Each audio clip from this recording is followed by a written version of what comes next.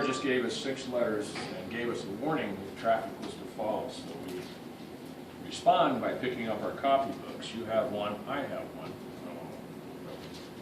And we begin copying. We copy down the first 6 values. We decode it to find out what kind of message it is, because it could be any number of different types.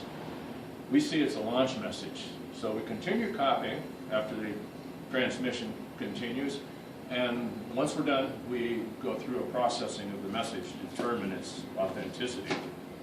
That happens when we go to that safe and open it, taking out our launch keys and our documents called sealed authenticators. Those documents in there are provided for the purpose of authenticating a presidential order to release nuclear weapons.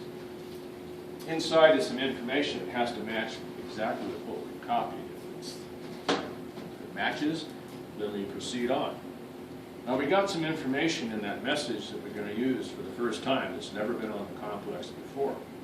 One of those things is one of those pieces of information is the launch reference time.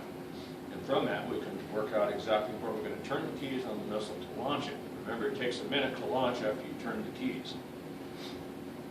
The second thing we get is an unlock code for the Titan-coded switch. On the back of the first stage engine, there's a device called a Titan-coded switch, which is a positive control device. It's essentially a lock that goes on one of the propellant valves, keeping it locked and closed, thus disabling the missile. The only way you can unlock this device is to have that code that comes to you in the message. Now we've got that information. Now when we turn the keys, these devices will open up, the propellants will flow, the engine will start, and the missile will go. We could not have done that prior to that, accidentally or inadvertently. And that's the reason for these positive control devices, to prevent the accident. Okay, now we have that information.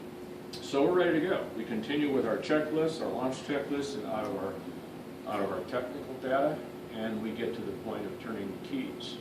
Okay? Left hand on the key, please. I'll do the same thing. Now the device, the deal is you have to turn at the same time I do. That prevents one person from doing a task that requires 2 people to do. You ready to go? All right, ready? And I want you to turn it to the right when I tell you to. Now Ready? is it on 3 or do you 3 I'm just going and to then say turn? ready, turn. Okay. Ready? Turn. Release. Launch enabled is lighted right here. That means that the device is unlocked and enabled your launch sequence to continue. This device is going to start sending all the communications out to the field, telling the missile and its equipment what to do. A lot of things are happening on board the missile. The batteries are now starting to activate. That's the second light. They're going to start providing airborne power for the missile in about 28 seconds.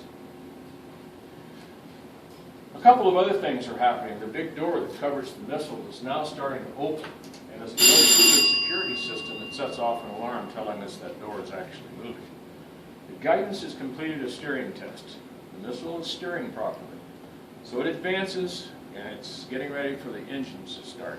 When the engines start, you're going to hear a klaxon, and you'll see lights down here that tell you there's fire in the silo. The last thing that's going to happen is the liftoff light here. The last light on those 7 lights on the top row. You see that? Okay. By now, the missile has cleared the silo. It's on its way towards the target. Over 6,000 miles away, it's only going to take about 35 minutes to get there. And then it's their problem, no longer ours. Okay, that pretty much takes care of your duties as a commander. All you need to do is to let the system automatically put out the fires that you see there. You need to reestablish your communications with your higher headquarters. There's probably some communications capability left, and then take orders from there. If you have to stay in the complex, you've got 30 days of food and water. But you've